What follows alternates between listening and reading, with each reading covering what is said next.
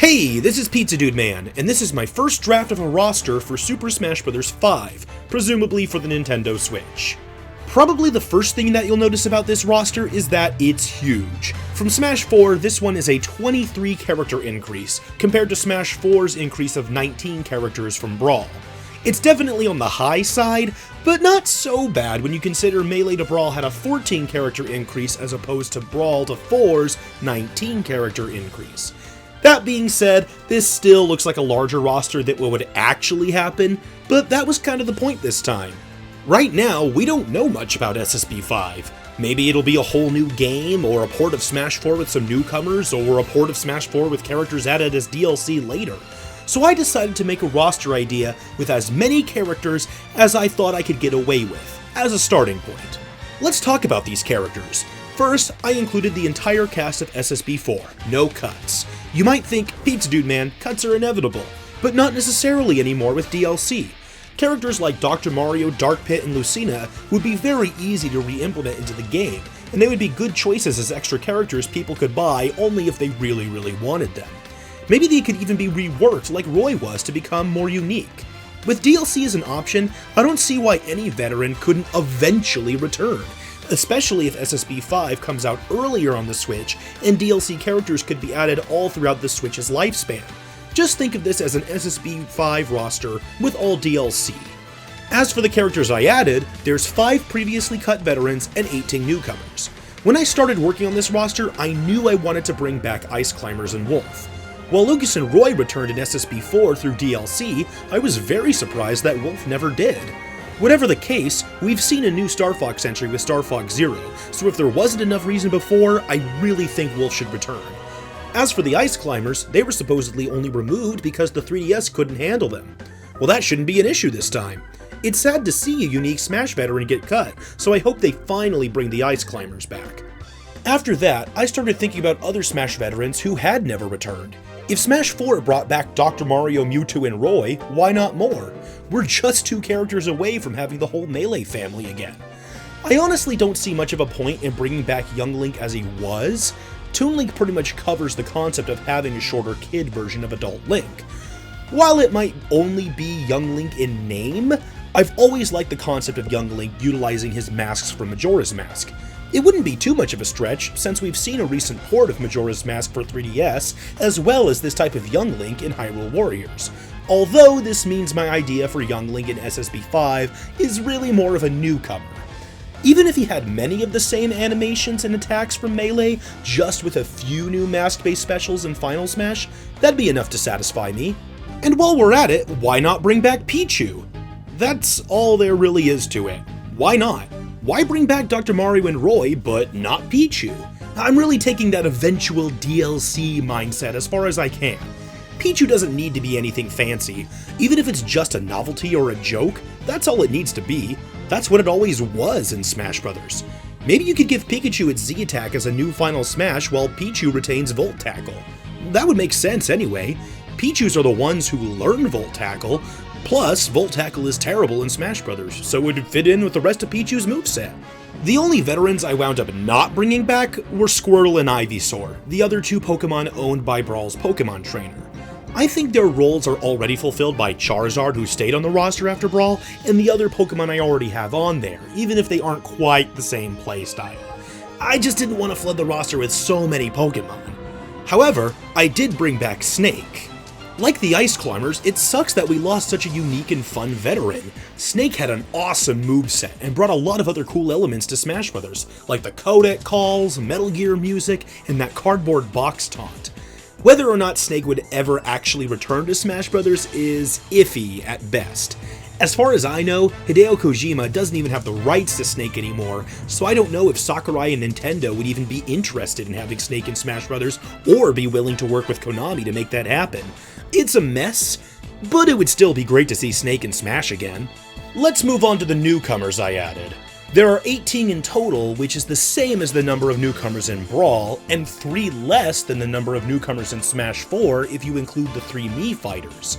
I think that helps make the idea of adding 5 cut veterans not too overwhelming. Since we were just talking about Snake, let's actually start with the new third-party characters. I wanted to include a variety of new third-party characters, composed of both classic Nintendo icons like Mega Man was in Smash 4, and other, more modern characters that still have strong ties with Nintendo. First off is Simon Belmont, the original main character of Konami's Castlevania series. Castlevania, like Mega Man, was a big staple of classic Nintendo, and Simon has a lot to offer as a Smash character, with a unique fighting style and sub-weapons to build up his special moves. Now, since he's a Konami character, I would guess that negotiations would have to take place to get him an SSB. Maybe it would even involve re-adding Snake first. That in itself isn't a problem, we already have both Mega Man and Ryu from Capcom, but it's a matter of if Nintendo and Konami are both interested and willing to make it happen. Maybe neither side even cares. But I think Simon would be a great addition, as both a character and as an icon of Nintendo. Plus, I would love to see a Castlevania stage and Castlevania music in Smash Bros. Next, I added a hero from Dragon Quest. SSB4 gave us Cloud and Final Fantasy in Smash Bros., so why don't we keep it going by adding Dragon Quest next? I think it's a very understandable and desirable next step. While it might not be quite as popular, Dragon Quest is just as big as Final Fantasy, and has had just as many ties with Nintendo. The heroes, who are nameless by default, have a wide variety of new abilities to bring to Smash Bros. I suppose you could add any of the Dragon Quest heroes, but I chose the one from Dragon Quest VIII here, simply because he was my favorite and 8 is being re-released on the 3DS very soon. My next third-party character is Rayman. I've always liked Rayman and the concept of adding Rayman to Smash Bros. I really enjoyed playing Rayman 2 on N64 and Rayman 3 on GameCube, but it never seemed that Rayman quite had the same following as other third-party characters, like Sonic the Hedgehog and Mega Man. But with a lot of those characters already in Smash Bros. Now, I could really see Rayman as the next big third-party character to be added. It already feels like he's so close! There's Rayman trophies in Smash 4, and he got a lot more attention when there was that fake Rayman leak a couple years back. I'm really hoping that Smash 5 will push Rayman over the edge and finally include him as a playable character. After Rayman is Shantae. I remember first seeing Shantae on a fan-made roster years ago and thinking, who is that? I don't even know who that is. But since then, Shantae has made a huge revival. WayForward has turned Shantae into their poster child, and the new Shantae games are amazing. I recently did a playthrough of Shantae and the Pirate's Curse on the channel, and it was one of the most fun new platformers I've played. I can't wait for Half Genie Hero, the next installment of the franchise, to come out. Including Shantae on my SSB5 roster may very well be a personal pick, but although obscure, she does have a history with Nintendo and enough of a following to make such a big comeback. Plus, WayForward is very obviously interested. My final third-party character is Shovel Knight. In the past, I've been very cautious about including Shovel Knight on my rosters because I just wasn't sure if he had staying power. Was Shovel Knight going to continue to be a prominent video game character, or was he just a fad? Well, it seems clear now that Shovel Knight is going to continue to be a big deal. I was always a fan of Shovel Knight as a game, character, and potential newcomer for Smash Bros., with his unorthodox weapon and fighting style and plethora of weapons and abilities. And he has a very large following of people who agree. I think Shovel Knight would be a fantastic addition to Smash Bros., as both a new character and as a representative of the ever-growing prominence of indie games. Now, while these were the third-party characters I picked, there are so many more I would love to see in Smash. Bomberman, Phoenix Wright, Professor Layton, more Sonic characters, maybe Jibanyan from Yokai Watch, and maybe, if it turns out to be really great, Yuka and Laylee. We saw 5 new third-party characters in Smash 4, so maybe we'll get even more than that next time. But for now, let's move on to the actual Nintendo characters. I wanted to put an emphasis on adding characters that played a significant role during the Wii U era, whether they be new characters or old characters, although there are a few additional characters I included out of tradition or simply because I really thought they ought to be in the game. Going by section, I actually did wind up adding 2 more new Mario characters, Captain Toad and Paper Mario. I've always thought that Toad deserved to be in Smash Bros. He's the only character of the main Mario games to not be playable in Smash Bros. We saw him adventure alongside Mario and Luigi in Super Mario Bros. 2, Super Mario Bros. Wii, Super Mario Bros. U, and Super Mario 3D World, but still no playable Toad in Smash Bros. Well, now the little guy has a game and identity all on his own, with Wii U's Captain Toad, an adventure all about Toad where you play as Toad with his Toad abilities. Let's see Toad in Smash Bros. As for Paper Mario, like it or hate it, the series has steadily continued. Sticker Star wasn't too popular, and I never heard much about Paper Jam, but it seems like people are starting to come around with the latest entry, Color Splash. I was a huge fan of the first 2 Paper Mario games, and I've always been interested in seeing Paper Mario become playable in Super Smash Bros. He uses so many new abilities that really differentiate him from the regular Mario. Now that Little Mac is in Super Smash Bros., I might even go so far as to say that Paper Mario would be my most wanted character. Some might say this is a lot of Mario characters, and it is, but there's a lot of great Mario characters. Mario is the flagship franchise of Nintendo, and I wouldn't be surprised if we saw even more of its cast in future Smash games. I also added 2 new Donkey Kong characters. I was surprised that they never bothered adding any more characters after Donkey Kong and Diddy Kong. Those 2 are obvious Nintendo icons, but beyond that, there's a lot of great Donkey Kong games and Donkey Kong characters. Super Smash Bros. For Wii U and 3DS don't really have many references to Tropical Freeze, the latest main entry of the Donkey Kong series, so maybe this is a prime time to finally include some more Donkey Kong characters. Dixie Kong is a featured character in Tropical Freeze, and I think it makes a lot of sense to include her. She's a great Nintendo heroine who has starred in her own game, and she has her own abilities to distinguish her from Diddy Kong and the other Donkey Kong characters, most notably her hair. Of course, she uses it to fly, but she also uses it for pretty much everything else, like grabbing items and holding onto edges. I imagine in Smash Bros. This could transfer over to her fighting style. I'm thinking of something like Milia from Guilty Gear. I decided to also include King K. Rool, the traditional main villain of the Donkey Kong series. Although K. Rool didn't appear in Tropical Freeze or Donkey Kong Country Returns, he's still one of Nintendo's biggest main villains to not be playable in Smash Bros., and I think it would be great to see more of those. It's really fun to be able to play as all of these video game heroes in one game, but adding the villains takes it to the next level. That's a rare treat. King K. Rool is a fantastic character. He's got a lot of personality and, throughout his career of tormenting the Kongs, a huge variety of fighting moves and special abilities. Despite not having appeared in a while, he has a pretty big following of fans just waiting for him to return, and I think Super Smash Bros. Would be a great way to finally return the king. I did not include any new Kid Icarus characters this time around.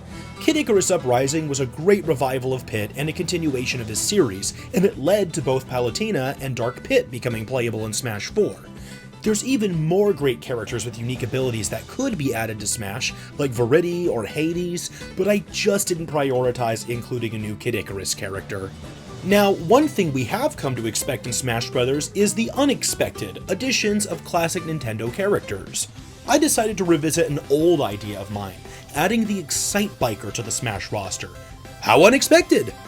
I think you can make a fun, workable moveset for just about any character, but I do think Excite Biker would be fun and workable. I'm imagining a moveset where he always fights while riding his bike, giving him a very different sense of mobility and momentum from any other character, and specials that change the lay of the land by setting mud pips and ramps as a reference to Excite Bike's design mode. Now, this spot in the roster could be reserved for any unexpected classic Nintendo character. I've seen the Sheriff with a cowboy-themed moveset, or Sukapon straight out of Joy Mech Fight, and I really like both those ideas as well. I just put in Excite Bike because it's the one I came up with. I also added Takamaru from the mysterious Murasame Castle. Takamaru has been one of my favorite potential Smash newcomers for a long time. I love the idea of having a samurai character with a samurai fighting style in Smash Bros., and he has plenty of special abilities to make a moveset out of. Moving on, we have The Legend of Zelda. I already talked about Young Link, and even though I already would like to see a revamped moveset on him, I also really want to see more Zelda characters in general. The Zelda universe has a lot of great characters that would make great newcomers for Super Smash Bros., and I think this is especially well showcased in Hyrule Warriors. I could have picked any of these Zelda characters and justified them for Smash Bros., but personally, my favorite is still Tetra. I don't think she has any less to offer than any other Zelda newcomer, bringing with her a swashbuckling pirate-themed moveset, but I also like the idea of giving Toon Link a partner. I mean, the rest of the Zelda characters in Smash Bros. Are in the more realistic style, so I think it'd be nice to have another cel-shaded Zelda character. Plus, I just like Tetra. As for Metroid, I decided to add Ridley. Man, was Ridley a hot topic of Smash 4 speculation. I suppose the addition of Ridley doesn't really fit with the rest of my theme. There hasn't been any kind of new Metroid game in a while, save for Federation Force. But I feel like Ridley fits in the same boat as K. Rool, one of Nintendo's biggest villains to not already be playable in Smash Bros. Besides that, Ridley is by far the most definitive character of Metroid, besides Samus herself, and currently, the only Metroid characters in Smash Bros. Are two Samuses. That's pretty restricted when you consider how long the Metroid series has been running and how many games there are. Now, the big controversy with Ridley during Smash 4 was his size, and I'm not here to argue that, but Sakurai himself made a statement that he believes Ridley is too big to be a playable fighter. Obviously, this means Ridley's chances of actually being playable in SSP 5 are very low. But people change their minds, and we've definitely seen Sakurai do that before. Ridley still has a huge amount of supporters, and even if he is big, I don't really see why that's a problem. He can be bigger than Bowser and still be huge, without being unplayably gargantuan. And maybe being big could be his special trait as a fighter in Smash Bros. He's the really big fighter. Beyond that, I don't really see much else happening for the Metroid series, although Federation Force may be hinting at upcoming Metroid Prime games, and possibly even a return of Sylix. I'd prefer Ridley as the obvious secondary character of the Metroid series, but maybe Sylix has a future. Let's move on to Kirby. At this point, I really think that Waddle Dee has cemented himself as the obvious fourth Kirby character. Since Kirby's return to Dreamland, this bandana-wearing, spear-wielding Dee has continued to play a significant role to the series. Plus, for all our swordsmen, we've still never had a polearm character in Smash Bros., so he brings a unique moveset to the table. That being said, I'll be honest, I'm not 100% convinced we really need a fourth Kirby character in Super Smash Bros. But then again, I was never 100% convinced we really needed more Kid Icarus characters. Kirby is a major Nintendo series that could easily warrant 4 characters, especially when you compare the number of Mario, Pokémon, and Fire Emblem characters already in Smash Bros. And I really think Waddle Dee should be that 4th Kirby character.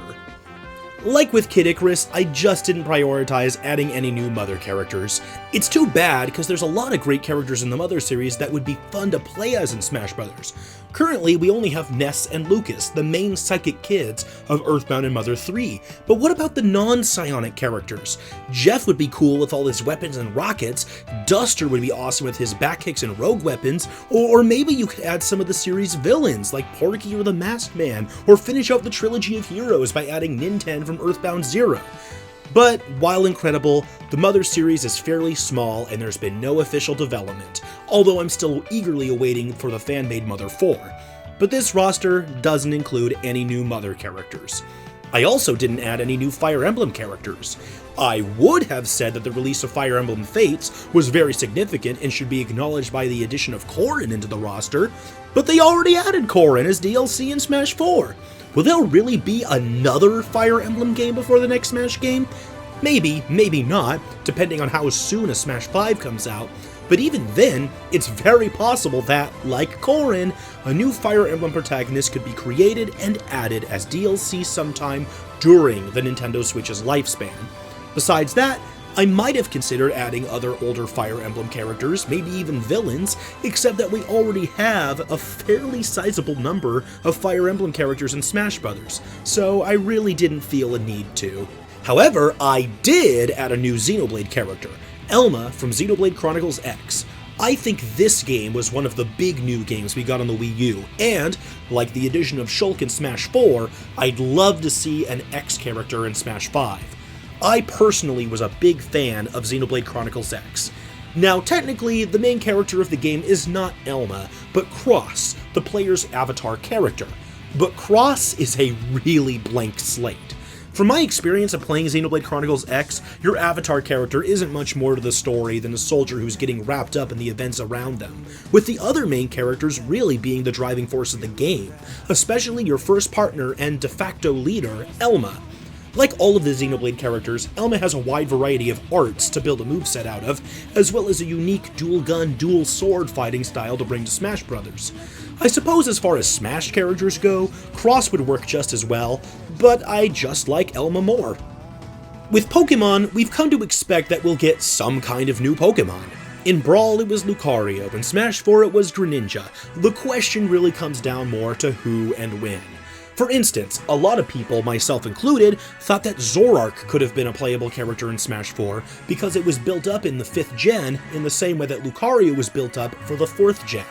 But before Smash 4 was released, we saw the 6th gen of Pokémon, and thus, Zorark was skipped in favor of Greninja. Depending on how early Smash 5 is released, it's possible that Sun and Moon will still be the newest Pokémon games, or maybe there will be another something new by then. Maybe it'll be like Fire Emblem, where we get a Sun Moon Pokémon, and then an 8th gen Pokémon added later as DLC. We could speculate on this all we want, but for right now, I'm granting the assumption that there will be a Sun Moon Pokémon in Smash 5, and making a choice based on that. The choice I made was Decidueye. After Smash 4, I always knew that, with Charizard and Greninja on the roster, I wanted a grass starter on the roster.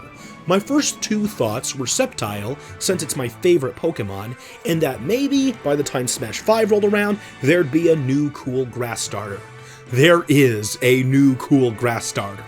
That to me is enough to put Decidueye in as the next Pokemon in Smash Bros. But I think there's a lot of fun to be had with a new grass Pokemon, a new Archer in Smash Bros., and a ghost Pokemon in Smash Bros.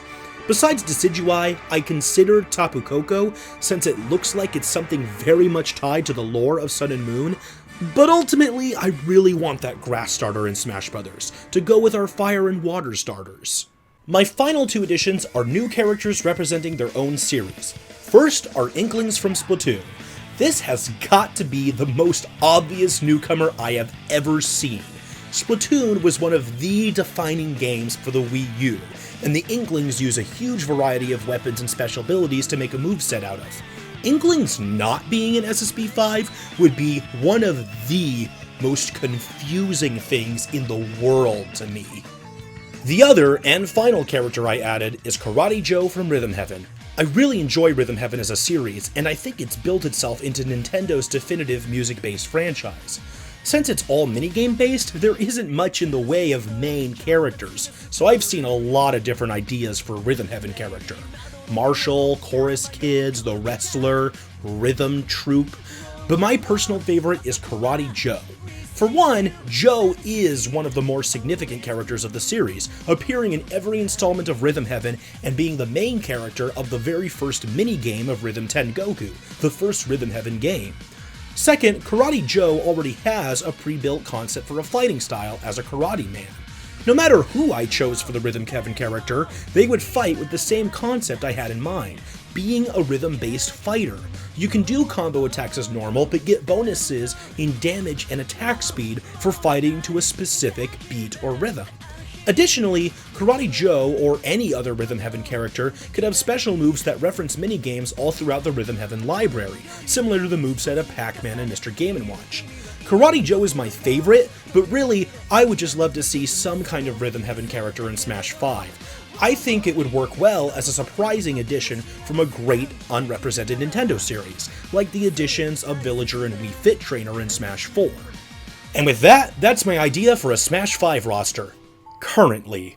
As more games and more details come out, I'm likely to update the roster and even potentially cut down on the number of characters if it really just does look like too much. Maybe I'll do even more Smash speculation videos in the future, but for now, that's it. Thank you for watching, and do check out my other videos. I'm a gamer at heart and I love doing my Let's Plays. See you next time!